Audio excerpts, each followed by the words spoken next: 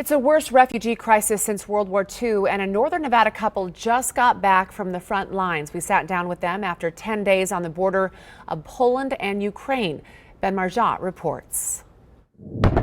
When the shelling began, Lydia Karasinska and John Staub couldn't just watch. I felt in my bones that we had to go do something. The Carson City couple dropped everything, flew to Lydia's home country of Poland, and headed for the Ukrainian border, where they encountered the worst refugee crisis since World War II. I just never felt so much human sorrow in my life. I mean, just waves and waves of pure agony. There's no words to describe it, to be honest.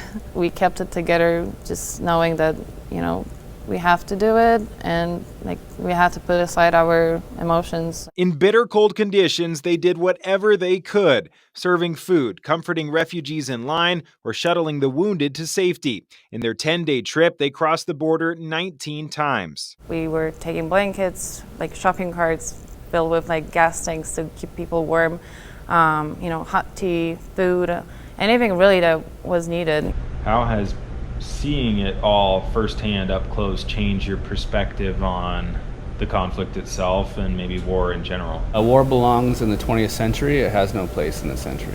Lydia says the humanitarian response has restored her faith in humanity. For all the sadness and sorrow that was caused by one person, also it created this huge wave of help. There's so much evil out there, but there is so much good. They're currently raising money to go back and stay there for what could be years to help all the way through resettlement. In Reno, Ben Marjat, News 4 on your side.